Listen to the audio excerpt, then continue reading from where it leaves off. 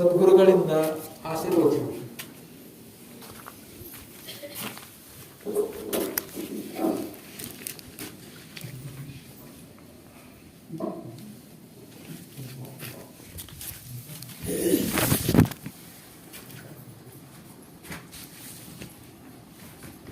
ಪ್ರತಿ ತಿಂಗಳ ಕಾರ್ಯಕ್ರಮ. ಈ ಕಾರ್ಯಕ್ರಮದ ಅಂಗವಾಗಿ ಇದುವರೆಗೆ ತಮ್ಮ ಅನುಭವ ಮಾಡಿಕೊಂಡಂಥ ವೀರಣ್ಣನವರಿಗೆ, ಸರವರಿಗೆ ಮತ್ತು ಶಂಕರಣ್ಣ ಚಡ್ಡಿಯವರಿಗೆ ಹಾಗೂ ರತ್ನಕ್ಕ ಮತ್ತು ನಮ್ಮ ತಹಸೀಲ್ದಾರ್ ಸಾಹೇಬರು ಎಲ್ಲರೂ ಅದ್ದವ್ರು ಹೇಳಿದಂಥ ತತ್ವ ಚಿಂತನೆಗಳನ್ನು ಪುನಃ ನೆನಪು ಮಾಡಿಕೊಡು. ಅದರ ನೆನಪು ಮಾಡುವುದು ಸತ್ಸಂಗ, ಮತ್ತೊಂದು ಯಾವುದೂ ನೆನಪಿಲ್ಲ. ವಿಷಯಾದಿಗಳ ಚಿಂತನೆ ಇಲ್ಲ, ವಿಷಯಾದಿಗಳ ಒಡನಾಟಿಲ್ಲ. ಸದ್ವಸ್ತಿನ ಕುರಿತು ಸಂಘ, ಸದ್ವಸ್ತಿನ ಕುರಿತು ಚಿಂತನೆ. ಯಾಕೆ ಅದನ್ನು ಮಾಡೋದಕ್ಕಾಗಿತ್ತು?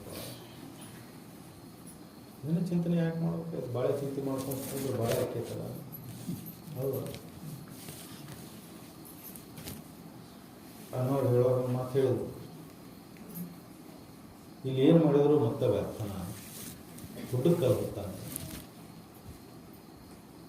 ಸಂಸಾರ. ಇದು ಹುಡ್ಡಕ್ಕಲ್ಲಿ ಹೊತ್ತಾನ ಅಂತ ಯಾರು ತಿಳಿತಾರ ಅವರಿಗೆ ಮುಂದಿನ ಕೆಲಸ.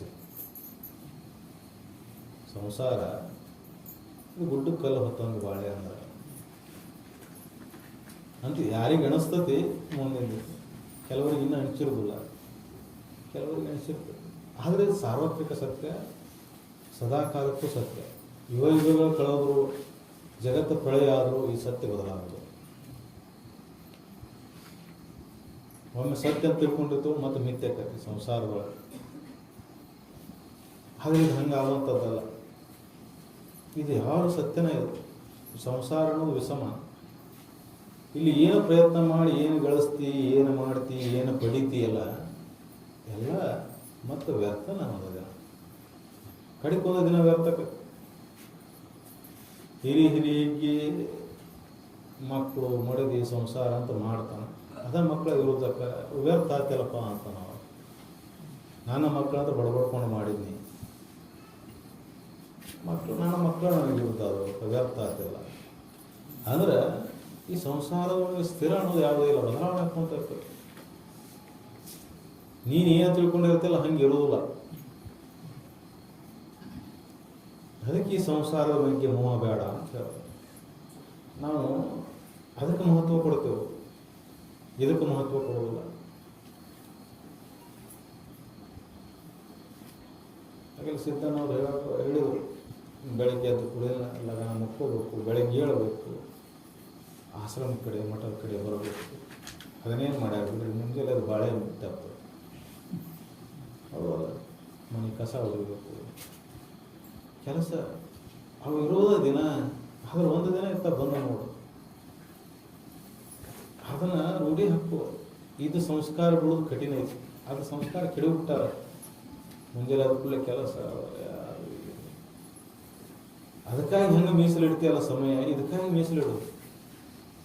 ಎದ್ದ ತಕ್ಷಣ ಏನಪ್ಪ ಅಂದ್ರೆ ನಿತ್ಯ ನೈಮಿತ್ಯ ಕರ್ಮಗಳನ್ನು ಮಾಡಿದರೆ ಇದಕ್ಕಾಗಿ ಏನು ಸಮಯ ಮೀಸಲಿಡ್ತೇವಲ್ಲ, ಇದ ಬಹುಬಂಧನದ ಪರಿಹಾರ. ಸಂಸಾರದೊಳಗೆ ದುಃಖ ಐತೆ ಅಂತ ಸಂಸಾರ ಬಿಟ್ಟು ಹೋಗಕ್ಕೆ ಹೋಗೋಣ. ಆ ದುಃಖ ಯಾಕಾಗೈತೆ ಅಂತ ವಿಷಯವನ್ನು ತಿಳ್ಕೊಳ್ಳೋ. ಯಾಕಾಯ್ತು ದುಃಖ? ನಿನ್ನ ಅಜ್ಞಾನದಿಂದ ದುಃಖ ಐತಿ. ನೀನು ಅನ್ಕೊಂಡಿದ್ದಿ ಸಂಸಾರದೊಳಗೆ ಸುಖ ಆಯ್ತು ಅಂತೇಳಿ. ನೀನು ಅನ್ಕೊಂಡಿದ್ದಿ ಸಂಸಾರದೊಳಗೆ ಸುಖ ಆಯ್ತಂತೆ, ಸಂಸಾರದೊಳಗೆ ಸುಖ ಆಯ್ತಂತ ನೀನು ಅನ್ಕೊಂಡಿದ್ದಕ್ಕೆ ಹಂಗೆ ಐತೆ. ಸಂಸಾರ ವಿಷಮ ಐತೆ, ಅದ್ರೊಳಗೆ ಸುಖ ಅನ್ನೋದಿಲ್ಲ. ಇದು ಸಾರ್ವತ್ರಿಕ ಸತ್ಯ. ನೀನು ಅನ್ಕೊಂಡು ಈ ಸಂಸಾರದೊಳಗೆ ಸುಖ ಐತಿ, ಗಂಡ ಹೆಂಡತಿ ಮಕ್ಕಳಾದ್ರೆ ಸುಖ ಇರ್ತೈತಿ, ಹೊಲ ಮನೆ ಸಿರಿ ಸಂಪತ್ತು ಇದ್ರೂ ಸುಖ ಇರ್ತೈತಿ, ಪದವಿ ಪಟ್ಟಗಳಿದ್ರೂ ಸುಖ ಇರ್ತೈತಿ. ಇದು ನಿನ್ನ ಅಜ್ಞಾನ, ನಿನ್ನ ತಪ್ಪು ತಿಳುವಳಿಕೆ. ಈ ಅಜ್ಞಾನದೊಳಗೆ ಬಿದ್ದು ನೀನು ಜೀವನ ಪರ್ಯಂತ ಇದರೊಳಗೆ ಕಳೀತಿ. ಈ ಅಜ್ಞಾನದೊಳಗೆ ಬಿದ್ದು ಜೀವನ ಪರ್ಯಂತ ಹುಟ್ಟಿದ ಆರೋಗ್ಯನ ಇದ ನಡೀತೈತಿ, ಸಾವಿನವರೆಗಿನ ಇದ ನಡೀತೈತಿ. ಇದರಿಂದ ಬಿಡುಗಡೆ ಮಾಡುವವರು ಯಾರು? ಈ ಸತ್ಸಂಗ ಬಿಡುಗಡೆ ಮಾಡ್ತಾರೆ. ಜಗತ್ತಿನಾಗ ಎಲ್ಲರ ಹೋಗಿ ಕುಂತ್ರು ನೀವು ಆ ಸಂಘ ಮತ್ತೆ ಒಳಗೆ ದುಗಿಸ್ತತಿ ನೀನು. ಅದು ಹೊಲ ಹಿಡಿಬೇಕಾಯ್ತದೆ. ಇನ್ನು ಮದುವೆ ಒಬ್ಬಕ್ಕೆ ಏನ್ ಹೋದ್ರೆ ನಾಲ್ಕು ಇನ್ನೊಬ್ಬಕ್ಕೆ ಮಾಡುತ್ತೋ ಅಂದ್ರೆ ಸಂಸಾರದೊಳಗೆ ದುಗಿಸ್ತಾರ ಎಲ್ಲರೂ. ಇದ್ರೊಳಗೆ ಇನ್ನ ನೋಡಿ ಈ ಸಂಸಾರದೊಳಗೆ ಎಷ್ಟು ಪ್ರಯತ್ನ ಮಾಡಿ ಎಷ್ಟು ಹುಡುಕಿದ್ರು ಸದ್ಯಕ್ಕೆ ಸುಖ ಅನ್ನೋದು ಇಲ್ಲ. ಇದು ಸತ್ಯ. ಆದ್ರೆ ಇದು ಸತ್ಯ ಅನಿಸೋದಿಲ್ಲ. ಯಾಕೆ ಮನುಷ್ಯ ಮತ್ತೆ ಮತ್ತೆ ಈ ಮೋಹದೊಳಗೆ ಬೀಳ್ತಾನೆ? ಯಾಕೆ? ಎಂತೆಂಥ ಪಂಡಿತರು, ನರಹರಿಗಳು, ಎಲ್ಲ ವೇದ ಉಪನಿಷತ್ತು ಓದಿದವರು ಇದರ ಮೋಹದಿಂದ ಪಾರಾಗಿಲ್ಲ. ಎಲ್ಲ ಗೊತ್ತಿದ್ರು ಪಾರಾಗಿಲ್ಲ, ಗೊತ್ತಿರೋರು ಪಾರಾಗುತ್ತೆ. ವೇದಗಳಲ್ಲಿ ಹೇಳಿದಂಥ ಶ್ಲೋಕಗಳನ್ನು ಬಾಯಾಟ ಹೇಳ್ತಾರ, ಭಗವದ್ಗೀತೆ ಬಾಯಾಟ ಹೇಳ್ತಾರ, ಉಪನಿಷತ್ತುಗಳು ಕಂಠಪಾಠದವರು. ಆದರೂ ಈ ಮಾಯೆ ಸಂಸಾರ ಅವ್ರನ್ನೂ ಬಿಟ್ಟಿಲ್ಲ. ಎಷ್ಟು ಬೇರೆ ಸಾಮಾನ್ಯರನ್ನ ಹೆಂಗ್ ಬಿಡಕ್ಕಾಗ್ತೈತಿ? ಮುಂಜಾನೆ ಸಿದ್ಧಾಂತ ಸರಿ ಹೇಳ್ತಾರೆ, ಮನ್ಯಾಗ ಕುಂತ ಏನ್ ಮಾಡ್ತೀರಿ ಮಠಕ್ಕೆ ಬರ್ರಿ ಅಂತ.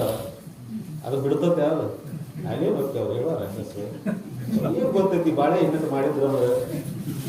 ಹೌದು, ಈ ಬಾಳೆ ಏನು ಮಾಡಿದ್ರು ಶುದ್ಧ ಅನ್ನುವಂಥದ್ದಲ್ಲ. ನೋಡ್ರಿ ನೀವು ಯಾರು ಶುದ್ಧ ಮಾಡಿದ್ರು ಬಿಟ್ಟು ಕೂತಾರೆ. ಒಬ್ಬನವ್ರು ಶುದ್ಧ ಮಾಡಿ ಬಿಟ್ಟು ಕೂತಾರ, ಎಲ್ಲರೂ ಬಿಟ್ಟು ಹೋಗ್ಯಾರ. ಮತ್ತೆ ಆಗಲ್ಲಕ್ಕೆ ಬಿಟ್ಟು ಮತ್ತೆ ಇದ್ರೊಳಗೆ ಮೋಹ ಇಟ್ಕೊಂಡು ಮತ್ತೆ ಕೊಟ್ಟಿಬೋದು.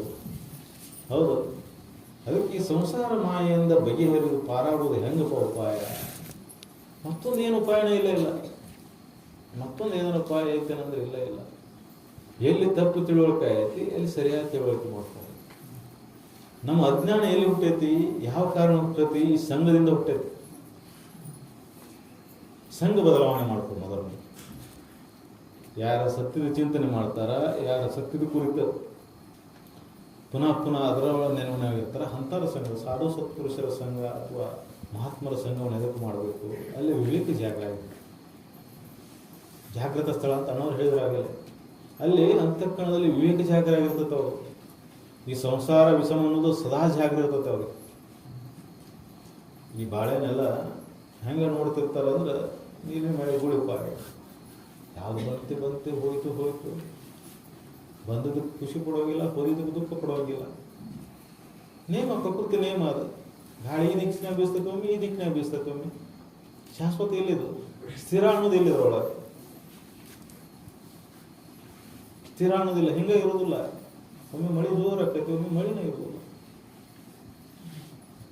ಬರೋಣ ಬಿಸಿಲು ಬೀಸ್ತೈತಿ, ಒಮ್ಮೆ ತನ್ನ ಗಾಳಿ ಬೀಸ್ತೈತಿ. ಇದು ಸ್ಥಿರ ಇಲ್ಲ. ಹಂಗೆ ಈ ಶರೀರನೂ ಸ್ಥಿರ ಇಲ್ಲ. ಹೊರಗಿನ ಸಂಸಾರ ಹೆಂಗೈತಿ, ಒಳಗಿನ ಈ ಸಂಸಾರನೂ ಹಂಗೈತಿ. ಆದ್ರೂ ಮನುಷ್ಯ ಎಷ್ಟು ಮಾಯ ಇದ್ರು ಒಳಗೆ ಹೇಳ್ಕೊಳ್ಬೇಕು ನೋಡಿದ್ರೆ, ಎಷ್ಟು ಕರೆ ಅಂತ ಬಡದಾಡಕಸ್ತತಿ. ಹೌದಲ್ಲ? ಸುಳ್ಳು ಅನಿಸೋದೇ ಇಲ್ಲ. ಇದು ಸತ್ಯನ ಅನಿಸ್ತದೆ, ಇದು ಕರೆ ಅನಿಸ್ತದೆ, ಇದರೊಳಗೆ ಸುಖ ಆಯ್ತು ಅನಿಸ್ತದೆ. ಇದಕ್ಕೆ ಮಾಯ ಅಂತ.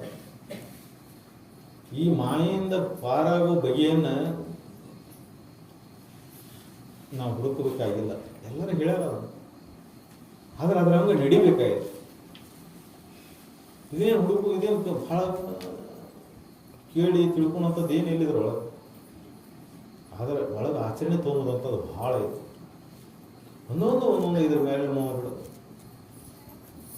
100 ಇದ್ದಿದ್ದು 101 ಮಾಡ್ಕೋಬಾರ್ದು, 99 ಮಾಡ್ಕೊ ಅಂತ ಹೇಳಿದ್ರಲ್ಲ. ಒಳಗೆ ಅವಗುಣಗಳು ಕುಂತಾವೆ, ದುರ್ಗುಣಗಳು ಕುಂತಾವೆ. ಎದಕ್ಕಾಗಿ? ಸಂಸಾರದ ದಶೆಯಿಂದನ. ಮತ್ತೆ ಎದಕ್ಕಾಗಿ ಬಡದಾಡ್ತಾನೆ ಮನುಷ್ಯ? ಇನ್ನೊಬ್ಬರ ಮೇಲೆ ದ್ವೇಷ ಮಾಡೋದು, ಇನ್ನೊಬ್ಬರಿಗೆ ಮೋಸ ಮಾಡೋದು, ಇನ್ನೊಬ್ಬರಿಗೆ ಸುಳ್ಳು ಹೇಳೋದು, ಇನ್ನೊಬ್ಬರು ವಿಷಯ ವಸ್ತುಗಳನ್ನು ಅಪಹರಿಸುವುದು. ಎದಕ್ಕಾಗಿ ಮಾಡ್ತಾನೆ ಮನುಷ್ಯ? ಎದಕ್ಕಾಗಿ ಮಾಡ್ತಾನೆ? ಅಜ್ಞಾನದಿಂದ. ಈ ಸಂಸಾರದೊಳಗೆ ಸುಖ ಐತಿ, ಆ ವಸ್ತು ನನ್ನ ಹತ್ತಲಿದ್ರೆ ನನಗೆ ಸುಖ ಆಗ್ತದೆ ಅಂತ ಅವನು ತರ್ಕೊಂಬಂದು ಇವ್ ಇಟ್ಕೊತಾನೆ, ಅವನು ತುಳು ಮಾಡ್ಕೊಂಬಂದು ಇವ್ ಇಟ್ಕೊತಾನೆ. ಜಗತ್ತಿನ ಎಲ್ಲ ವಸ್ತುಗಳನ್ನು ತಂದು ನಿನ್ನ ಮನೆಯಾಗ ಇಟ್ಕೊಂಡ್ರು ಯಾವುದೂ ಸುಖ ಕೊಡುವಂಥವೆಲ್ಲ ಅದರಿಂದ ಬ್ಯಾಸ್ರಕ್ಕಾವ. ಸಿರಿ ಸಂಪತ್ತು ಒಂದು ದಿನ ಬ್ಯಾಸ್ರಕ್ಕತಿ. ಈಗ ಐತೆ ಅನ್ನೋದು ಇಲ್ಲದಾಗ ಸಿರಿ ಸಂಪತ್ತು ಬೇಕನ್ನಿಸ್ತತಿ, ಅದು ಒಂದು ದಿನ ಬ್ಯಾಸರ ಆಗುತ್ತೆ. ಯಾಕಂದ್ರೆ ಅದರೊಳಗೆ ಸುಖ ಇಲ್ಲ, ನಿಸ್ಸಾರ. ಅದರೊಳಗೆ ರುಚಿ ಅನ್ನೋದು ಏನಿಲ್ಲ. ಯಾರಿಗೆ ಸಂಸಾರದಲ್ಲಿ ರುಚಿ ಇಲ್ಲ ಅಂತ ತಿಳಿತೈತಿ, ಆವಾಗ ಮನಸ್ಸು ತಾನೇ ಬಿಡ್ತತಿ. ಮನಸ್ಸನ್ನು ಈ ರೀತಿ ವಿಚಾರದಿಂದ ಅದರಲ್ಲಿ ದೋಷಗಳನ್ನು ತೆಗೆದು ಹಾಕ್ಕೊಂತ ಹೋದಾಗ ಅದನ್ನು ಸ್ಥಿರ ಮಾಡೋಕ್ಕೆ ಪ್ರಯತ್ನ ಮಾಡಕ್ಕೆ ಹೋಗಬಾರ್ದು. ಯೋಗ ಕರ್ಮಗಳು ಸ್ಥಿರ ಮಾಡಕ್ಕೆ ಹಚ್ತಾವು, ಬಹಿರಂಗದ ಆಚರಣೆಗಳಿಂದ ಸ್ಥಿರ ಆಗೋದಿಲ್ಲ. ಯೋಗ ಮಾಡುವಾಗ ವಾಯುವನ್ನು ನಿರೋಧ ಮಾಡಿದಿ, ಮನಸ್ಸು ನಿಲ್ತು. ಜೋರ ಉಸಿರು ತೊಗೊಂಡು ಬಿಗಿ ಹಿಡಿದಂದ್ರೆ ಅಷ್ಟಕ್ಕೆ ಚೆನ್ನಾಗಿ ಮನಸ್ಸು ನಿಲ್ತದೆ. ಮತ್ತು ಬಿಟ್ಟ ಮನಸ್ಸು ಹರಿದಾಡ. ಅಂದ್ರೆ ಮನುಷ್ಯನ ತತ್ವ ವಾಯು ತತ್ವ ಎರಡು ಒಂದು. ಗಾಳಿ ಯಾವ ದಿಕ್ಕಿ ಯಾವಾಗ ಬೀಸ್ತತಿ ಗೊತ್ತಿಲ್ಲ. ಹಂಗ ಮನಸ್ಸು ಯಾವ ವಿಚಾರದ ಕಡೆ ಯಾವಾಗ ಹೊಳತತಿ ಗೊತ್ತಿಲ್ಲ. ಇಲ್ಲಿ ಶರೀರ ಕುಂತಂದ್ರು ಮನಸ್ಸಿನಾಗ ಮತ್ತೊಂದು ವಿಚಾರ ಬರ್ತೈತಿ. ಆ ವಿಚಾರ ಮಾಡ್ತಿರ್ತೈತಿ, ಅದನ್ನ ಬಿಟ್ಟು ಮತ್ತೊಂದು ವಿಚಾರ ಹೋಗ್ತೈತಿ. ಯಾವ ಕಡೆ ಹೊಳತತಿ ಗೊತ್ತಿಲ್ಲ. ಗೊತ್ತೈತೇನೆ ಯಾರಿಗೇನ? ನಿರೀಕ್ಷೆ ಮಾಡಿರಿ, ನಿಮ್ಮ ಮನಸ್ಸನ್ನು ನೀವು ನಿರೀಕ್ಷೆ ಮಾಡಿ. ಅಧ್ಯಾತ್ಮ ಅಂದ್ರೆ ಇದೆ. ನಿಮ್ಮ ಅಂತರಂಗವನ್ನು ನಿರೀಕ್ಷೆ ಮಾಡ್ಕೊಂತ ಹೋಗು. ನಿಮ್ಮ ಮನಸ್ಸು ಯಾವ ಕಡೆ ಹೊಳೆಯಾಡ್ತತಿ? ದಿನದ 24 ತಾಸಿನಾಗ ಎದ್ದ ಮೇಲೆ ಮನಸ್ಸಿನಲ್ಲಿ ಏನೇನು ನಡೆದಾವು? ಸಾಕ್ಷಿ ಅದಿಲ್ಲ. ನೀ ಸಾಕ್ಷಿ ಅದಿಲ್ಲ, ನೋಡಾಕತ್ತಿಲ್ಲ. ಮನಸ್ಸು ನೋಡೋದ, ನೋಡೋದು ಸ್ವಲ್ಪ ಒಳಗೆ ಇಳಿದು ನೋಡೋದು. ಇದ್ಯಾಕೆ ಹಿಂಗೆ ಮಾಡಾಕತ್ತದ ಅಂತ ವಿಚಾರ ಮಾಡೋದು. ಮನಸ್ಸಿನ ನಿರೀಕ್ಷೆ ಅಂದ್ರೆ ಹಿಂಗೆ ಮಾಡೋದು. ಯಾಕಿದು ಹೀನ ವಿಷಯಗಳ ಚಿಂತನೆ ಮಾಡ್ದಕ್ಕೆ ಪ್ರಶ್ನೆ ಹಾಕೋದಕ್ಕೆ? ಯಾವ್ದು ಇನ್ನೊಬ್ಬರ ವಿಷಯ ಆಸೆ ಪಡ್ತೆ ಯಾಕಿದು? ಇನ್ನೊಬ್ಬರ ಮೇಲೆ ದ್ವೇಷ ಯಾಕೆ ಬಂತಿ? ಅವನ ಮೇಲೆ ಸಿಟ್ಟು ಯಾಕೆ ಬಂತು ನನಗೆ? ಎದಕ್ಕೆ ಸಿಟ್ಟು ಬರ್ತೈತಿ? ಕೋಪ. ಆ ಕೋಪವನ್ನು ಅಜ್ಞಾನದಿಂದ ನೋಡ್ತೈತಿ. ಕೋಪ ತಾಪಗಳೆಲ್ಲ ಅಜ್ಞಾನದಿಂದ ಹುಟ್ಟಿದ್ವು. ಇವೆಲ್ಲ ಅದರ ನಿಗ್ರಹಣ ಮಾಡಕ್ಕಂತಂದ್ರೆ ನೀ ಎಷ್ಟು ಜನ್ಮ ಕಳೆದ್ರೂ ಆಗೋಲ್ಲ. ನಿನ್ನ ದೋಷವನ್ನು ಸರಿ ಮಾಡ್ಕೊಂಡ್ರೆ ಅಂದ್ರೆ ಅವು ತಾನೇ ನಿಗ್ರಹ ಆಗಿಬಿಡ್ತಾವೆ. ನನ್ನಲ್ಲಿ ದ್ವೇಷ ಯಾಕೆ ಕೊಡ್ತಿ? ನನ್ನಲ್ಲಿ ಹಸಿವೆ ಯಾಕೆ ಕೊಡ್ತಿ? ನನ್ನಲ್ಲಿ ಮೋಹ ಯಾಕೆ ಕೊಡ್ತಿ ಅಂತ ಪ್ರಶ್ನೆ ಮಾಡ್ಕೊ. ಪ್ರತಿ ಕ್ಷಣದೊಳಗೆ ಪ್ರಶ್ನೆ ಮಾಡ್ಕೊ, ನಿರೀಕ್ಷಣೆ ಮಾಡು. ಇವು ಎಲ್ಲ ಅಂತರಂಗದಲ್ಲಿ ಬರತಕ್ಕಂಥವನ್ನ ಪ್ರತಿಯೊಬ್ಬರ ಅಂತಃಕರಣವು ಹುಟ್ಟುತ್ತಾವೆ. ಇವನ್ನ ನಿರೀಕ್ಷಣೆ ಮಾಡ್ಕೊಂತ ನೋಡ್ಕೊಂತ ಹೋದಾಗ ಆ ದೋಷದ ಮೂಲ ಕಾರಣ ಅಜ್ಞಾನ ಆಗುತ್ತೆ. ಅದನ್ನ ಬಿಟ್ಟು ಬೇರೆ ಏನಾಗಕ್ಕೆ ಸಾಧ್ಯನೇ ಇಲ್ಲ. ಯಾಕೆ ಅವನ ಮೇಲೆ ದ್ವೇಷ ಬಂತು ನನಗೆ? ಯಾಕೆ ಅದರ ಮೇಲೆ ಮೋಹ ಬಂತು ನನಗೆ? ಪ್ರಶ್ನೆ ಮಾಡ್ಕೊ. ಈ ನನ್ನ ಮನಸ್ಸು ಹಿಂಗ್ಯಾಕೆ ವರ್ತನೆ ಮಾಡಾಕತ್ತಿದು? ಸುಮ್ಮನೆ ಇರ ಅಂತ ಹೇಳ್ತಾರೆ, ಕರೆ ಸುಮ್ಮನೆ ಇರುವಲ್ಲ. ಯಾಕೆ? ಇದ್ರ ಉದ್ದೇಶ ಏನು? ಉದ್ದೇಶ ಸುಖವನ್ನು ಹುಡುಕಾಗುತ್ತೆ. ಅಂದ್ರೆ ಅಜ್ಞಾನದಿಂದ ಎಲ್ಲಿ ಸುಖ ಇಲ್ಲ ಅಲ್ಲಿ ಸುಖ ಅಂತ ಹಿಡ್ಕೊಂಡು ಕುಂತತಿ. ವಿಷಯ ವಸ್ತುಗಳಲ್ಲಿ ಸುಖ ಐತೆ ಅಂತ ತಿಳ್ಕೊಂಡು ಕುಂತತಿ. ಪದವಿ ಪಟ್ಟುಗಳಲ್ಲಿ ಸುಖ ಐತೆ ಅಂತ ತಿಳ್ಕೊಂಡು ಕುಂತತಿ. ಮತ್ತೊಂದು ಸಣ್ಣ ವಿಷಯಕ್ಕೂ ಸುಖ. ಯಾರ್ಯಾರು ಅದಕ್ಕೆ ಜ್ಞಾನ ಎಷ್ಟು ವಿಸ್ತಾರ ಇರುತ್ತೆ ಅಷ್ಟು ವಿಷಯಗಳನ್ನು ಒಳಗಿಡ್ಕೊಂಡು ಕುಂದಿರ್ತೀವಿ. ಹೆಂಗೆ ಜಗತ್ತಿನ ಜ್ಞಾನ, ವಿಷಯಗಳ ಜ್ಞಾನ ಹೆಚ್ಚಿಗೆ ಹಾಕೊಂತ ಹೋಗ್ತೈತಿ, ಅಷ್ಟು ವಿಸ್ತಾರ ಹಾಕೊಂತ ಹೋಗ್ತದೆ ಮನಸ್ಸಿನ ವ್ಯಾಪ್ತಿ. ಅದು ಎಷ್ಟೆಷ್ಟು ವಿಸ್ತಾರ ಹಾಕೊಂತ ಹೋಗ್ತೈತಿ ಅಷ್ಟಷ್ಟು ಗೊಂದಲಕ್ಕೆ ಬೀಳ್ತದೆ. ಯಾರು ಅತ್ಯಂತ ಮಗ್ಗಿರ್ತಾನ, ಯಾವನ ಬುದ್ಧಿ ತೀಕ್ಷ್ಣ ಇರೋದಿಲ್ಲ, ಯಾರಿಗೆ ಜಗತ್ತಿನ ಜ್ಞಾನ ಕಡಿಮೆ ಇರ್ತೈತಿ, ಅವನ ಮನಸ್ಸಿನ ಪ್ರವೃತ್ತಿ ನಿಧಾನ ಇರ್ತದೆ.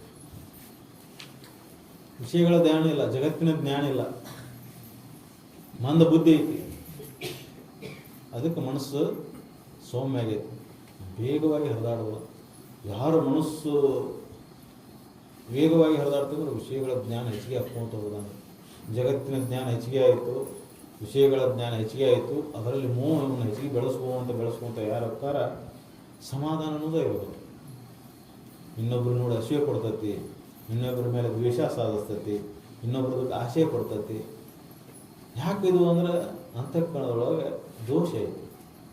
ಆ ದೋಷ ಯಾವುದಪ್ಪ ಅಂದ್ರೆ ಈ ವಿಷಯಾದಿಗಳಲ್ಲಿ ಜಗತ್ತಿನೊಳಗೆ ಸುಖ ಐತಿ, ಈ ಸಂಸಾರದೊಳಗೆ ಸುಖ ಐತಿ ಅಂತ ತಪ್ಪು ಹಿಡ್ಕೊಂಡು ಈ ತಪ್ಪಿನಿಂದ ಹೊರಗೆ ಬರೋ ಕ್ರಮ ಯಾವುದು ಅಂತಂದ್ರೆ ಸಜ್ಜನರ ಸಂಘ, ಜಾಗೃತ ಸ್ಥಳ ಅಂತ ನಾವು ಹೇಳಿದ್ವಿ. ಯಾರು ಆ ವಿಷಯಗಳ ಚಿಂತನೆಯನ್ನು ಬಿಟ್ಟು ಸತ್ಯದ ಕುರಿತು ಚಿಂತನೆಯಲ್ಲಿ ಮುಳುಗಿರ್ತಾರ ಅಂಥವ್ರ ಸಂಘದೊಳಗಿದ್ದು ಬಿಟ್ಟರೆ ಆ ಪರಿಸರದಿಂದ ನಿಧಾನವಾಗಿ ನಿನ್ನಲ್ಲಿ ಆ ವೃತ್ತಿ ಬರಕ್ಕೆ ಶುರುವಾಗ್ತದೆ.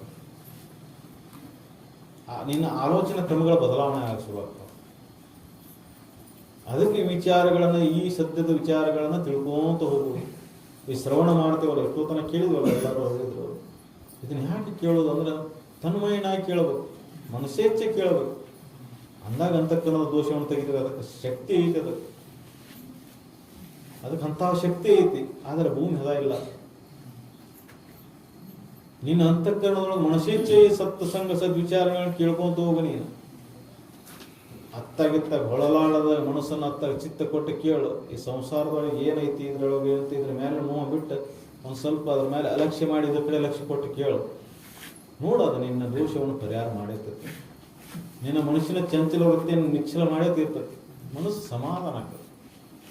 ಒಂದು ತಾಸು, ಅರ್ಧ ತಾಸು, 5 ನಿಮಿಷ, 10 ನಿಮಿಷ ಪ್ರಯತ್ನ ಮಾಡಿ ನೋಡಿ. ಆ ಹೇಳಿದಂಥ ಸತ್ಪುರುಷರು ಹೇಳಿದಂಥ ಹಿತವಚನಗಳನ್ನು ಕೇಳ್ಕೊಂತ ತನ್ಮಯನ ಕೇಳ್ಕೊಂತ ಹೋಗು, ಇಲ್ಲ ಓದ್ಕೊಂತ ಹೋಗು. ಮನಸ್ಸು ಶಾಂತ ಆಗೈತೆ. ಇದು ಮಹಾಮದ್ದು. ಇದು ಜಗತ್ತಿನೊಳಗೆ ದುಃಖಕ್ಕೆ ಪರಿಹಾರ ಅಂದ್ರೆ ಇದು ಒಂದ. ಮತ್ತೊಂದು ಯಾವುದೋ ದುಃಖವನ್ನು ಪರಿಹಾರ ಮಾಡೋದಿಲ್ಲ. ರೋಗವನ್ನು ಪರಿಹಾರ ಮಾಡ್ಬೋದು. ದುಃಖ ಪರಿಹಾರ ಆಗ್ಬೇಕಂದ್ರೆ ಇದು ಒಂದ ಮದ್ದು. ಮನಸ್ಸು ಸುಮ್ಮನೆ ದುಃಖ ಪಡ್ತತಿ, ಸುಮ್ಮನೆ ವ್ಯಥೆ ಪಡ್ತತಿ, ಸುಮ್ಮನೆ ಬಳಲತತಿ. ಇಲ್ಲದಲ್ಲಿ ಸುಖ ಆಯ್ತು ಅಂತ ತಿಳ್ಕೊಂತತಿ, ಆಸೆ ಪಡ್ತತಿ, ಬಳಲ್ತತಿ. ಶೀಘ್ರ ಹಿಗ್ತತಿ, ಸಿಗ್ತಂದ್ರೆ ಕೂಗ್ತತಿ. ಇದು ಹಿಗ್ಗುದು ಕುಗ್ಗುದು ನಡೆದ ಬಿಟ್ಟತಿ. ಇದು ಹಿಗ್ತತಿ, ಒಮ್ಮೆ ಕೂಗ್ತತಿ. ಅನುಕೂಲ ಆದ್ರೆ ಹಂಗ, ಪ್ರತಿಕೂಲ ಆದ್ರೆ ಹಿಂಗ. ಅನುಕೂಲ ಆದ್ರೆ ನಮ್ಮವರು, ಪ್ರತಿಕೂಲ ಆದ್ರೆ ವೈರಿಗಳು. ಬಂಧುಗಳ ವೈರಿಗಳಾಗ್ತಾರ, ಒಡ ಹುಟ್ಟಿದವರ ವೈರಿಗಳಾಗ್ತಾರ. ಎದಕ್ಕಾಗಿ? ಕೆಟ್ಟ ಹೋಗತಕ್ಕಂಥ ವಿಷಯಗಳಿಗಾಗಿ. ಯಾವುದನ್ನು ಹೊತ್ಕೊಂಡು ಹೋಗೋದಿಲ್ಲ, ಮತ್ತೆ ಯಾವುದನ್ನು ಒಯ್ಯೋದಿಲ್ಲ. ಆದ್ರೆ ಇರುವೊಳಗೆ ಹೊಡೆದಾಡ್ತಾರ. ನಂದು ನಂದು ನಂದು. ಯಾವುದೂ ನಿಂದ ಅನ್ನೋದು ಇಲ್ಲ.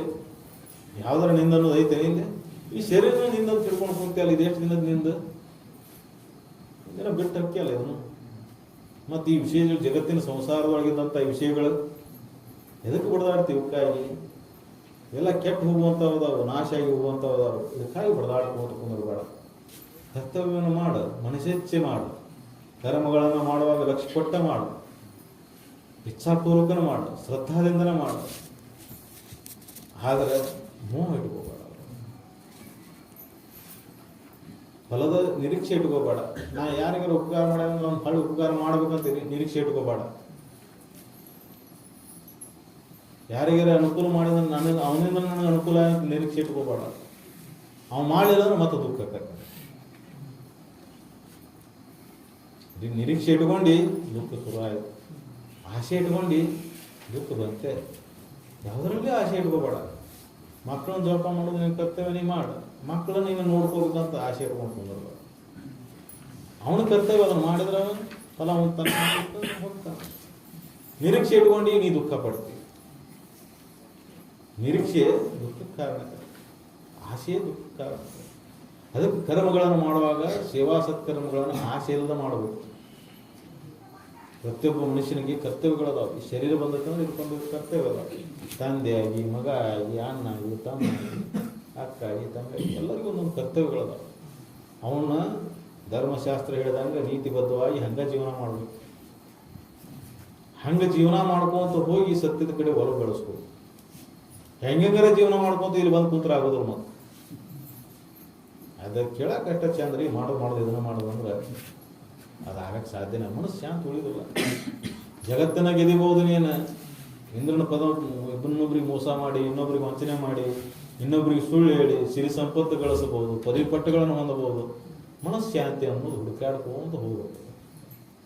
ಇದು ಯಾವಾಗ ತಿಳಿತೈತೆ ಅಂದ್ರೆ ಪದವಿ ಪಟ್ಟಗಳೆಲ್ಲ ಅಳದು ಹೊಕ್ಕಾವಲ್ಲ.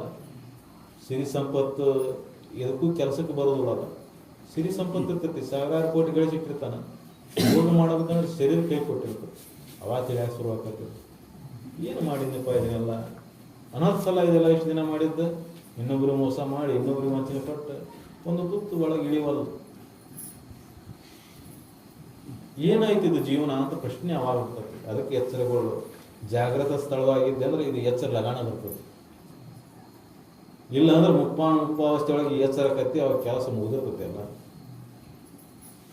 ಅದಕ್ಕೆ ಜಾಗೃತ ಸ್ಥಳ ಇದು. ಯಾಕೆ ಸತ್ಸಂಗ ಬಹಳ ಶ್ರೇಷ್ಠ ಯಾಕಂದ್ರೆ ನಿಮ್ಗೆ ಸಿರಿ ಸಂಪತ್ತು ಬರ್ಬೋದು, ಹೋಗ್ಬೋದು, ರೋಗ ರುಜಿಗಳು ಬರ್ಬೋದು, ಹೋಗ್ಬೋದು.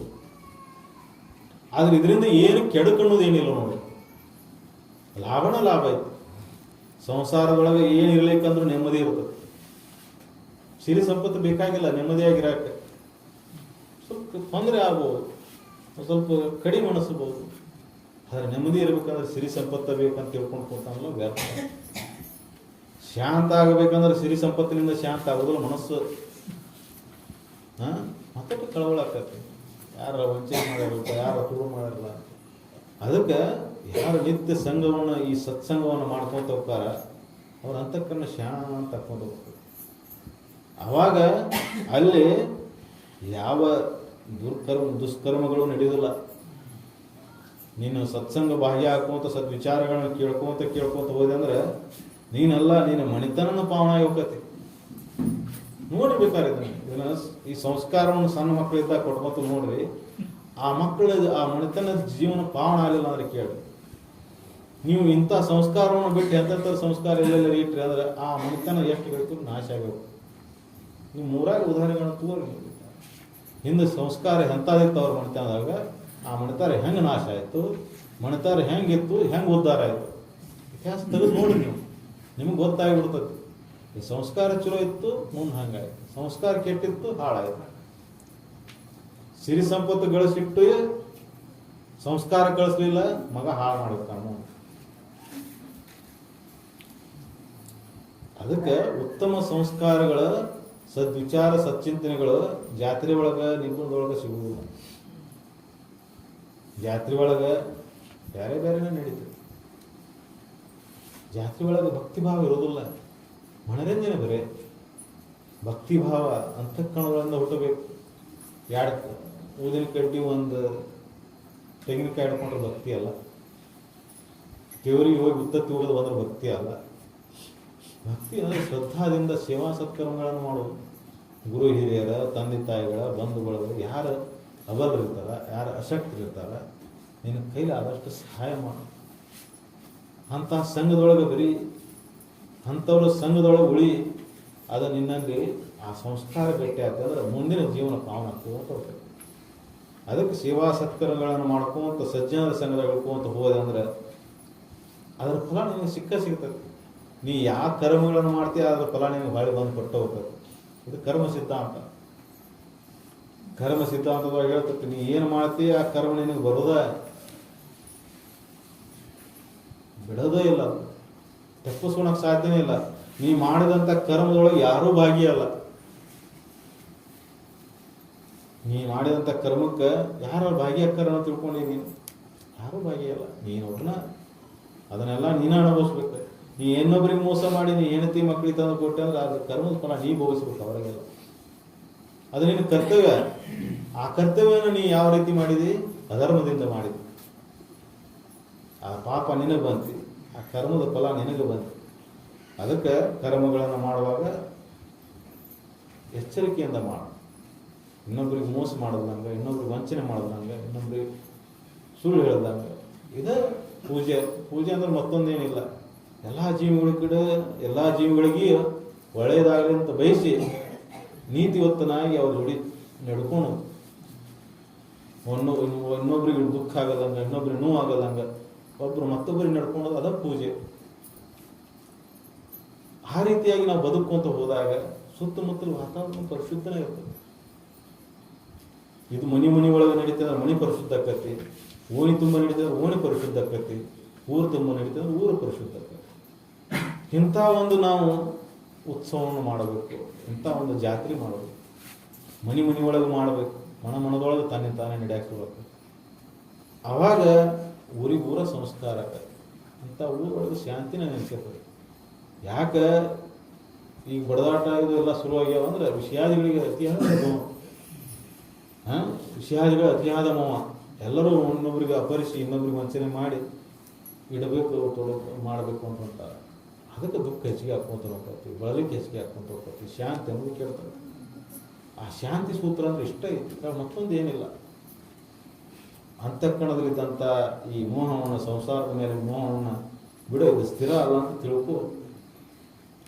ಇದರೊಳಗೆ ಸುಖ ಇಲ್ಲ ಅಂತ ತಿಳ್ಕೊ. ವಿಚಾರ ಮಾಡಿ ನೋಡು, ನಿನ್ನ ಸುತ್ತಮುತ್ತಲನ್ನು ಕೇಳಿ ನೋಡು, ಜೀವನ ನೋಡಿ ನೋಡು, ಶ್ರೀಮಂತರು ನೋಡು, ಬಡವರು ನೋಡು, ನಿನಕಿನ ಅನುಕೂಲ ಇದ್ದವ್ರು ನೋಡು, ಪ್ರತಿಕೂಲ ಇದ್ದವ್ರು ನೋಡು. ಸುಖ ಇದೋ ಯಾರಿಗೆ ಸಿಕ್ಕೈತೆ ಕೇಳಿ ನೋಡು. ಸುಖ ಅನ್ನೋದು ಹೊರಗಡೆ ಸಿಗುವಂಥ ವಸ್ತು ಅಲ್ಲ. ಮನುಷ್ಯನ ತಪ್ಪು ತಿಳುವಳಿಕೆನ ಅದಾಗಿದೆ. ತಪ್ಪು ತಿಳುವಳಿಕೆ ಏನಾಗೈತಪ್ಪ ಅಂದ್ರೆ ಸುಖ ಅನ್ನೋದು ಹೊರಗಡೆ ಸಿಗುವಂಥ ವಸ್ತು ಅಂತ ತಿಳ್ಕೊಳ. ಉಂಡ್ರ ಸುಖ ಸಿಗ್ತೈತಿ, ಊಟ್ರ ಸುಖ ಸಿಗ್ತೈತಿ, ನೋಡಿದ್ರೆ ಸುಖ ಸಿಗ್ತೈತಿ, ಮುಟ್ಟಿದ್ರೆ ಸುಖ ಸಿಗ್ತೈತಿ, ವಿಷಯಾದಿಗಳಲ್ಲಿ ಸುಖ ಆಯ್ತು ಅಂತ ತಿಳ್ಕೊಂಡು ಹೋಗ್ತಾನೆ. ಸುಖ ಅನ್ನೋದು ಅಲ್ಲಿ ಎಲ್ಲೂ ಇಲ್ಲ. ನೀನು ಮನಸ್ಸು ಯಾವಾಗ ಸುಮ್ಮನೆ ಅವಾಗ ಸುಖ ಆಯ್ತು. ಮನಸ್ಸು ಒಂದು ಅರೆ ಕ್ಷಣ ಸುಮ್ಮನೆ ಸುಖಾನ ಸುಖ. ನಿಮ್ಮ ಮನಸ್ಸಿನ ನಿರೀಕ್ಷೆ ಮಾಡಿ ನೋಡಿ. ಯಾವಾಗ ಮನಸ್ಸು ಸುಮ್ಮನೆ ಆಯ್ತು ಯಾವಾಗ ಆನಂದನ ಆಯ್ತು. ಯಾವಾಗ ಮನಸ್ಸು ಚಂಚಲ ಆಯ್ತು ದುಃಖ ಶುರು ಆಯ್ತು. ಆ ಮನಸ್ಸಿನ ಚಂಚಲ ವೃತ್ತಿಯನ್ನು ನೀನು ಕಳ್ಕೋಬೇಕಾಯ್ತಂದ್ರೆ ನಿಧಾನವಾಗಿ ಈ ಸದ್ವಿಚಾರಗಳನ್ನು ಪುನಃ ಪುನಃ ಪುನಃ ಪುನಃ ನೆನಪು ಮಾಡ್ಕೊಂತ ಅದನ್ನು ಒಳಗೆ ಅಂತರ್ಕರಣ ಇಳಿಯುವಂಗೆ ಕೇಳ್ಕೊಂತ ಹೋಗು. ಅದನ್ನು ಮನನ ಮಾಡಕ್ಕೆ ಶುರು ಮಾಡು. ಕೇಳಿ ಬಿಟ್ಟರೆ ಆಗೋದಿಲ್ಲ. ನೀನು ಅಂತಃಕರಣಕ್ಕೆ ಮುಟ್ಟುವಂಗ ಸದ್ಭಾವದಿಂದ ಭಕ್ತಿ ಭಾವದಿಂದ ಶರಣಾಗಿ ಕೇಳು. ಆವಾಗದ ಮನನ ತಾನೇ ತಾನೇ ನಡೀತದೆ. ಮನನಕ್ಕಾಗಿ ನೀವು ವಿಶೇಷವಾದ ಸಮಯ ಮೀಸಲಿಡಬೇಕಂತಿಲ್ಲ. ಶ್ರವಣಕ್ಕಾಗಿ ಸಮಯ ಮೀಸಲಿಡಬೇಕು. ಮನನ ಯಾವಾಗ ಬೇಕಾದರೂ ಮಾಡೋದು.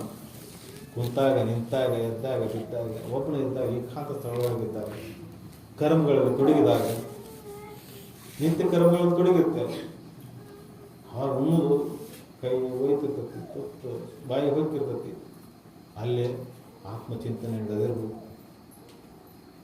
ಕರ್ಮಗಳನ್ನು ಮಾಡ್ತಿರಬೇಕು, ಶರೀರ ದುಡಿತಿರಬೇಕು, ಆತ್ಮಚಿಂತನೆಯಲ್ಲಿ ಮುಳುಗಿರಬೇಕು. ಇದು ಯಾವಾಗ ನಡೀತೈತಿ? ಸದ್ಭಾವದಿಂದ ಸಂಪೂರ್ಣ ಶರಣಾಗಿ ಸದ್ಗುರುನಾಥ ಈ ಜಗತ್ತಿನೊಳಗೆ ಏನೈತಪ್ಪ, ಏನಿಲ್ಲ, ಅದಕ್ಕೆ ಶರಣಾಗಿನಿ. ನನಗೆ ಈ ಜಗತ್ತಿನೊಳಗೆ ಏನು ನೀ ಕರುಣಿಸೋದು ಬೇಕಾಗಿಲ್ಲ. ನೀ ಸಿರಿ ಸಂಪತ್ತು ಕೊಟ್ಟರು ಅಲ್ಲ, ಪದವಿ ಕೊಟ್ಟರು ಅಲ್ಲ, ಜಗತ್ತನ್ನ ನನ್ನ ಹೆಸರು ಕೊಟ್ಟರು ನಾವು ಅಲ್ಲೇ. ಇದನ್ನ ನನಗೆ ಇದ್ರೊಳಗೆ ಏನೈತಿ, ಇದ್ರೊಳಗೆ ಏನಿಲ್ಲ. ಅದಕ್ಕೆ ನಿನ್ನ ಹತ್ತಿರ ಬಂದೇನಪ್ಪ. ನನಗೆ ಸುಖ ಶಾಂತಿ ಅನ್ನೋದು ಕೊಡು. ಆ ಶಾಂತಿ ಹೆಂಗೆ ಬರ್ತೈತಿ? ಸದ್ಭಾವದಿಂದ ಸಚ್ಚಿಂತನೆ ಕೇಳ್ಕೊಂತ ಹೋಗಿ ಆ ಶಾಂತಿ ಕರುಣಿಸುತ್ತಿ ಇರ್ತಾನೆ. ಮನಸ್ಸು ಶಾಂತ ಆಗಿಬಿಡು. ಎಲ್ಲಿ ಕುಂತಿರ್ತಿ ಅಲ್ಲೇ ಶಾಂತ. ಮತ್ತೊಂದು ಬೇಕಿಲ್ಲ. ಆರಾಮ. ಶರೀರ ತೊಂದರೆಗಳು ಬರ್ತಾವೆ. ಜಗದೊಳಗೆ ಏರುಪೇರು ಆಗ್ತೈತಿ. ಸಂಸಾರ ಅಷ್ಟೇ ಇರೋದು ಮಾಯ. ಇದು ಇದ್ರೊಳಗೆ ಏರುಪೇರು ಆಗ್ತಾವೆ. ಹೆಂಡತಿ ಚಲೋ ಇದ್ರೆ ಗಂಡ ಚಲೋ ಇರೋದಿಲ್ಲ, ಗಂಡ ಚಲೋ ಇದ್ರೆ ಹೆಂಡತಿ ಚಲೋ ಇರೋದಿಲ್ಲ, ಹೆಂಡತಿ ಗಂಡ ಇಬ್ಬರು ಚಲೋ ಇದ್ರೆ ಮಕ್ಕಳು ಚಲೋ ಇರೋದಿಲ್ಲ, ಅವರು ಎಲ್ಲರೂ ಚಲೋ ಇದ್ರೆ ಸುತ್ತಮುತ್ತಲಿನ ಚಲೋ ಇರೋದಿಲ್ಲ. ಏನೋ ಒಂದು ಬರೋದು ಇದು ತಾಪತ್ರೆ. ಇದು ಇರೋದೇ ಇದು. ಈ ಸಂಸಾರ ಅಂದ್ರೆ ಹಿಂಗೆ ಇರೋದೇ ಇದು. ಇದು ಯಾವ ಕಾಲಕ್ಕೂ ಬದಲಾವಣೆ ಆಗಲಾರಂಥದ್ದು ಇದು. ಅದಕ್ಕೆ ಇದ್ರ ಬಗ್ಗೆ ಚಿಂತೆ ಮಾಡ್ಕೊಂತ ಕುಂದ್ರಬೇಡ. ಜಗತ್ತನ್ನು ತಿದ್ದಕ್ಕೆ ಹೋಗ್ಬೇಡ ಅಂತ ನಾವು ಹೇಳಿದ್ರಲ್ಲ. ಜಗತ್ತು ಬದಲಾವಣೆ ಆಗೋದಲ್ಲ. ಅದು ವಿಷಯಾದಿಗಳ ಬೆನ್ನು ತೋಡಾಕತ್ತತಿ. ಅದಕ್ಕೆ ಜಗತ್ತಿನ ಗಡುವೆ ನಿನಗೆ ಬೇಡ. ಜಗತ್ತು ಗಳಿಸೋ, ಸ್ತ್ರೀ ಸಂಪತ್ತು ಗಳಿಸೋರು ಅದ್ರ ಬೆನ್ನತ್ತಿ ಅದನ್ನು ಗಳಿಸಲಿ. ಪದವಿ ಪಟ್ಟ ಬೇಕಂತ ಬೆನ್ನತ್ತಿ ಹೋಗೋರು ಅದಕ್ಕೆ ಹೋಗಲಿ. ಶಾಂತಿ ಬೇಕಂದ್ರೆ ಅಷ್ಟೇ ಇದಕ್ಕೆ ಬಾ.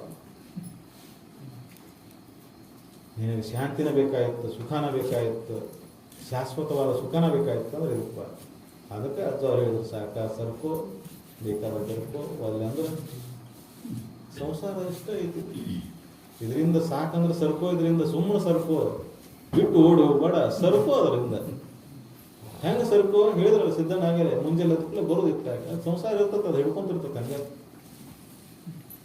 ಅದು 5 2 ಇಕ್ಕಿದ್ದಿ, ನೆಪ ಹುಡುಕ್ಬೇಡ ನೀನು. ನೆಪ ಬಿಡೋದು. ಅದು ಅನಿವಾರ್ಯ ಇತ್ತಂದ್ರೆ ಅದನ್ನು ಮಾಡ್ಯಾರ ಮತ್ತೆ ಬಾಳೆ. ಅದಕ್ಕೆ ಅದು ಅನಿವಾರ್ಯ ಅಲ್ಲ. ಇದು ಅನಿವಾರ್ಯ. ಈ ಮನುಷ್ಯ ಜೀವನದಾಗ ಅನಿವಾರ್ಯ. ಇದು ಮಾಡಬೇಕು ನಾವು. ಇದು ಮಾಡಲಿಲ್ಲ ಅಂದ್ರೆ ಸುಖ ಶಾಂತಿ ಅನ್ನೋದಿಲ್ಲ. ಇದನ್ನು ಮಾಡಿದಿ ನೀ ಶಾಂತನಾಕಿ, ನೀ ಸುಖಿನಾಕಿ.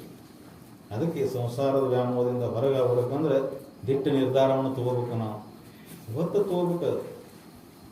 ತಳುವುದೇ ಮಾಡ್ಕೊಳ್ಳಿ ಯಾವುದು ಭವಹರಣ. ಆ ಭವಹರಣ ಮಾಡಕ್ಕೆ ಹೋಗಂತೇಳಿ ಅಂದ ಅದರೊಳಗೆ ಮತ್ತೆ ಮಾಡ್ಕೊತ ಹೋದ್ರೆ ಅದನ್ನು ಬಿಡ್ಬೇಕಲ್ಲ. ಅದನ್ನ ಕತ್ತಿಸ್ಬೇಕು. ಸಂಸಾರ ಇಷ್ಟ ಐತಿಪ್ಪ, ಇದು ಹೆಂಡು ಮಕ್ಕಳು ಸಂಸಾರ ಇಷ್ಟ ಐತಿ. ಎಷ್ಟು ತೊಳೆದ್ರು ಎಷ್ಟು ಬಳದ್ರು ಇದು ಶುದ್ಧ ಆಗೋದಲ್ಲ. ಮತ್ತೆ ಕೆಡುದು ನಾರದು ಇರೋದೇ ಇದು. ಹೌದಾ? ಅದಕ್ಕೆ ಈ ಸಂಸಾರದ ಮೇಲೆ ನೋವನ್ನು ಬಿಟ್ಟು ಸ್ವಲ್ಪ ಇತ್ತಾಗ ಹಳ್ಳಿ ಬಿಡೋದು. ಅದನ್ನು ಮಾಡೋದು ಮಾಡಿ. ಇದು ಕಡೆ ಹಳ್ಳ. ಇದಕ್ಕೊಂದು ಸಮಯ ಮೀಸಲಿಡ. ಮುಂದಿನ 1 ತಾಸು, ಸಂಜೆಗೆ 1 ತಾಸು ಶ್ರವಣ ಮಾಡೋಕ್ಕೆ ಮೀಸಲ. ತಪ್ಪಿಸೋಂಗಿಲ್ಲ. ಅದು ಎಂಥ ಕಠಿಣ ಪರಿಸ್ಥಿತಿ ಬಂದರೂ ತಪ್ಪಿಸೋಂಗಿಲ್ಲ. ಇದ ನನ್ನ ಕರ್ತವ್ಯ. ಇದನ್ನು ಮಾಡಿ ಮೇಲೆ ಮುಂದೆ ಮಾಡ್ತೇನೆ. ಇದನ್ನು ಮಾಡೇ ಮುಂದೆ ಮಾಡೋದು. ಅದನ್ನು ಮಾಡಿ ಟೈಮ್ ಉಳಿದ್ರೆ ಇದನ್ನು ಮಾಡೋದಲ್ಲ. ಯಾಕಂದ್ರೆ ಮಾಡಿದ್ದೆಲ್ಲ ವ್ಯರ್ಥ ಅದನ್ನ ಏನು ಮಾಡ್ತೀಯಲ್ಲ ವ್ಯರ್ಥನ ಹಾಕತ್ತದ. ಇದನ್ನು ಮಾಡ್ತೀಯಲ್ಲ ಇದು ಒಂದ ನಿನಗೆ ಸಮಾಧಾನ. ಶಾಂತಿನ ತಂದು ಕೊಟ್ಟತ್ತಿರ್ತತಿ ಒಂದಿನ. ಅದನ್ನು ಮಾಡಿದ್ರೆ ಮತ್ತಟ ಗದ್ಲಕ್ಕೆ ಹೋಗ್ತೀನಿ. ಅದಕ್ಕೆ ನಿನಗೆ ಯಾವ್ದು ಬೇಕು ನೋಡಿ ನೀ ಆಯ್ಕೆ ಮಾಡ್ಕೊ. ಈಗ ಆಯ್ಕೆ ಮಾಡ್ಕೊ, ಮುಂದೆ ಸಮಯ ಇರ್ತತಿಲ್ಲ ಗೊತ್ತಿಲ್ಲ. ನೀರಿನ ಮೇಲೆ ಗುಳಿ. ನಾಳೆಗೆ ಆಗ್ತದೆ ನಾಳೆದಾಗತ್ತೆ ಅನ್ನೋ ಪ್ರಶ್ನೆನೇ ಇಲ್ಲ. ನಾಳೆ ಯಾರು ನೋಡ್ಯಾರ? ನಾಳೆ ಅಂದ್ರೆ ಅಪ್ಪ ಅವ್ರಿಗೆ ಭಾಳ ಸಿಟ್ಟು. ನಾಳೆ ಅನ್ನೋಂಗಿಲ್ಲ ಒಟ್ಟ. ಈಗ ಆಗಂದ್ರೆ ಆಗಬೇಕಾದ. ಅದಕ್ಕೆ ನಾಳೆ ಇರ್ತಿ ಅನ್ನೋದು ಏನು ಗ್ಯಾರಂಟಿ? ಅದಕ್ಕೆ ಇವತ್ತಲಿದ್ದ ನಿರ್ಧಾರ ಮಾಡು. ಇವತ್ತಲಿದ್ದನೇ ಬದಲಾವಣೆ. ಸಮಯ ಮೀಸಲಿಡೋದಕ್ಕಾಗಿ. ಇದಕ್ಕೆ ಸಮಯ ಮೀಸಲಿಟ್ಟೆ ಅಂದ್ರೆ ವ್ಯರ್ಥ ಅಂತ ತಿಳ್ಕೊನ ಬೇಡ ನೀ. ಕೋಟಿ ಜನ್ಮದೊಳಗೆ ಉಗ್ರ ತಪಸ್ಸು ಮಾಡಿದ್ರು ಸದ್ಯಕ್ಕೆ ಇಂಥ ಪುಣ್ಯ ಲಭಿಸೋದಿಲ್ಲ. ಕೋಟಿ ಜನ್ಮದೊಳಗೆ ಒಂದು ಜನ್ಮದಾಗ ಉಗ್ರ ತಪಸ್ಸಲ್ಲ. ನೋಡ್ತಿರಲ್ಲ ನೀವು, ಏನೋ ಹೇಳಿದ್ರಲ್ಲ ಪ್ರಯಾಗಾಜ ಅಂತೇಳಿ, ಒಂದು ಕೈ ಮ್ಯಾಗ ಎತ್ಕೊಂಡು ನಿಂತು 100 ವರ್ಷ ಮಾಡ್ಯಾನ. ಏನು ಮಾಡಿದ್ರು ಏನಾಗೋದು? ವಿವೇಕ ಜಾಗರೂಕತೆ ಅಲ್ಲಿ. ನೀರೊಳಗೆ ಮುಳುಗಿದ್ರೆ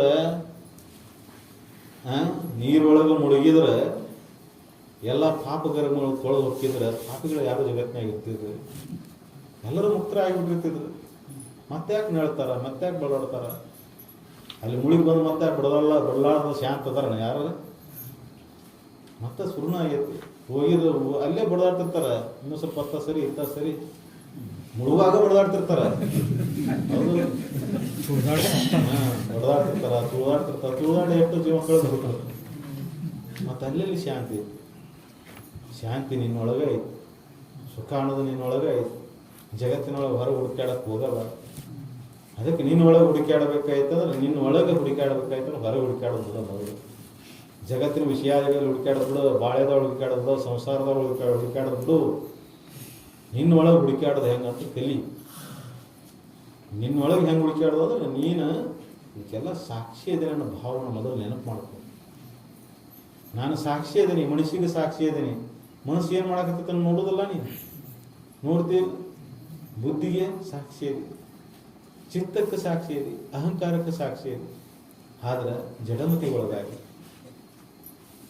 ಜಡಮತಿಯಾಗಿ ಶರೀರ ನಾ ಹುಟ್ಟವ, ನಾನು ಸಾಯವ ಅಂತೇಳಿ ಇದ್ರ ಕಡೆ ಲಕ್ಷ್ಯ ಭಾಳ ಆಗೈತೆ.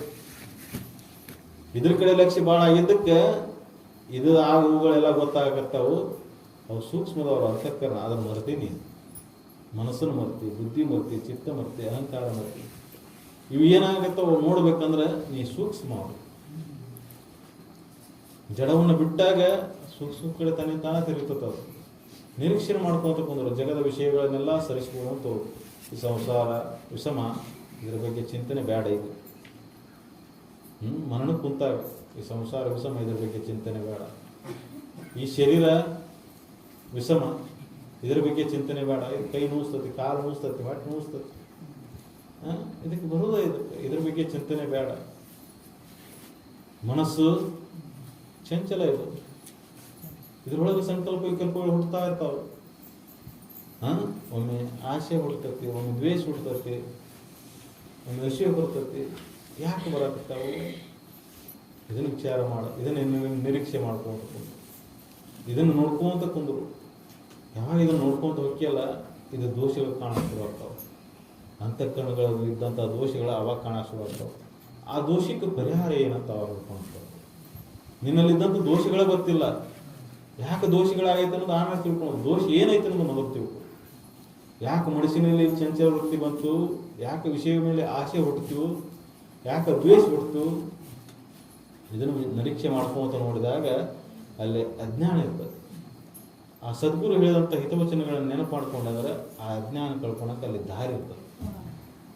ಯಾವಾಗ ಅಜ್ಞಾನದ ಆ ದಾರಿ ಮೂಲಕ ಹುಡುಕುವಂಥ ಅಜ್ಞಾನವನ್ನು ಕಳ್ಕೊಂತಿ, ಆವಾಗ ಮನಸ್ಸು ನಿಶ್ಚಲ ಹಾಕ್ಕೊಂತ ಬರ್ತದೆ.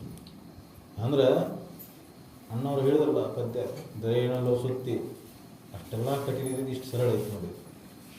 ಅಷ್ಟು ಕಠಿಣ ಐತಿ, ಆದ್ರೆ ಮಾಡ್ಕೊಂತ ಇಷ್ಟು ಸರಳ ಐತಿ. ಇದು ಮಾಡೋದು ಭಾಳ ಕಠಿಣ. ಮನಸ್ಸನ್ನು ನಿಲ್ಲಿಸೋದು ಅಷ್ಟು ಕಠಿಣ ಐತಿ. ಆದ್ರೆ ಈ ಮಾರ್ಗಕ್ಕೆ ಬಂದ್ರೆ ಭಾಳ ಸರಳ ತಾನ ಸಹಜವಾಗಿ ತಾನ ಮನಸ್ಸು ಇರ್ತದೆ. ಅದನ್ನು ನಿಲ್ಲಿಸ್ಬೇಕಂತ ಯಾವ ಪ್ರಯತ್ನನೂ ಮಾಡೋದು ಬೇಕಾಗಿಲ್ಲ. ನೀ ಪ್ರಯತ್ನ ಮಾಡೋಕೆ ಹೋಗಬೇಡ. ಸಹಜವಾಗಿ ತಾನ ಶಾಂತ ಆಗಿರ್ತದೆ. ಮತ್ತೊಂದು ಯಾವುದು ಸಂಕಲ್ಪ ಇಲ್ಲ, ಮತ್ತೊಂದು ಯಾವುದು ವಿಕಲ್ಪ ಇಲ್ಲ, ಆಸೆ ಇಲ್ಲ, ದ್ವೇಷ ಇಲ್ಲ, ಮೋಸ ಇಲ್ಲ. ಮನಸ್ಸು ಶಾಂತ ಸ್ವಚ್ಛ ಆಗಿರುತ್ತೆ. ಯಾವಾಗ ಶಾಂತ ಆಗಿಬಿಡ್ತೈತಿ ಅವಾಗ ದೇವ್ರ ಬಗ್ಗೆ ಪ್ರಶ್ನೆ ಬರುವುದು ನೋಡಿದ. ಅದಕ್ಕೆ ಆ ಮಾರ್ಗದೊಳಗೆ ನೀನು ನಡಿಬೇಕಂದ್ರೆ ಇವತ್ತಿನಿಂದ ಬದಲಾವಣೆ, ಈ ಕ್ಷಣದಿಂದ ಬದಲಾವಣೆ, ಈ ಸಂಸಾರದ ಮೇಲೆ ಮೋಹವನ್ನು ಹತ್ತಿರಿಸಿ ಹೋಗೋದು. ಕರ್ಮಗಳನ್ನು ಮಾಡು, ಮನಪೂರ್ವಕ ಮಾಡು, ಆದರೆ ಅದರೊಳಗೆ ಮೋಹ ಇಟ್ಕೊಂಡು ಇದ ಸ್ಥಿರ ಇದ ಶಾಶ್ವತ ಅಂತ ತಿಳ್ಕೊಂಡು ಆಸೆ ಇಟ್ಕೊಂಡು ಮಾಡಕ್ಕೆ ಹೋಗ. ಅದರ ಮ್ಯಾಲೆ ಮಾಡಿರ್ತಕ್ಕಂಥ ಕರ್ಮಗಳನ್ನು ಎಲ್ಲ ಈ ಕರ್ತವ್ಯ ಅಂತ ತಿಳಿದು ಮಾಡು, ಫಲದ ನಿರೀಕ್ಷೆ ಇಲ್ಲದ ಮಾಡು. ಅದರ ಮುಖ್ಯ ಕರ್ತವ್ಯ ಇದೆ ಅಂತ ನೆನಪಿನಲ್ಲಿ ಇಟ್ಕೊಂಡು ಮಾಡು. ಇದನ್ನು ಪುನಃ ಪುನಃ ನೆನಪು ಮಾಡ್ಕೊಂತ ನೀನು ದಿನಾಲು ಸತ್ಸಂಗದೊಳಗೆ ಭಾಗಿಯಾಕೊಂತ ಹೋದೆ ಅಂದ್ರೆ ಅದರ ಫಲ ನಿನಗೊಬ್ಬನಿಗಲ್ಲ, ಆ ಸಂಸಾರಕ್ಕೆ ಎಲ್ಲದರಲ್ಲಿ ತಟ್ಕೊತ ಫಲ. ಶಾಂತತೆ ಎಲ್ಲ ಕಡೆ ಪಸರಿಸ್ಕೊಂತ ಮನೆಯಾಗ ಒಬ್ಬ ಶಾಂತ ಇದ್ದರೆ ಮನೆ ಶಾಂತ ಹಾಕ್ಕೊಂತ ಹೋಗ್ತಾರೆ. ಒಬ್ಬ ಶಾಂತ ಆದ್ರೆ ಇನ್ನೊಬ್ಬ ತಾನೇ ಶಾಂತ ಆಗ್ತಾನೆ. ಹೌದು, ಅದಕ್ಕೆ ಆ ಶಾಂತ ಭಾವ ನಿನ್ನಿಂದನೇ ಶುರುವಾಗಲಿ, ಅದಕ್ಕೆ ಪ್ರಯತ್ನ ಮಾಡಬೇಕು ಅಂತ ಹೇಳಿ ನಾನು ಹೇಳ